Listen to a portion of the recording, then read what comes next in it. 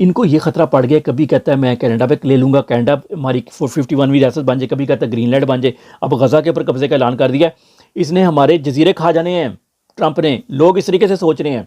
और ये एग्जांपल देने लगा हूँ, ये डेगो ग्रेसिया जो है मॉरिशस का जजीरा है बेसिकली, लेकिन इस पर कब्जा किया हुआ है अमेरिका और बरतानिया दोनों ने मिल के। और ये बरतानिया और अमेरिका इसको वापस करने लगे थे। वो 99 की लीज शीज जो थी ना वो ख़त्म हो गई थी, वापस करने जाना था। ये ट्रंप आया, स्टॉप, कोई नहीं खाली करना। और ये कह दिया हमें हमारी बातचीत हम करेंगे अभी ना, हमने इस पर बातचीत करनी। और ये बड़ा सेफ़ है।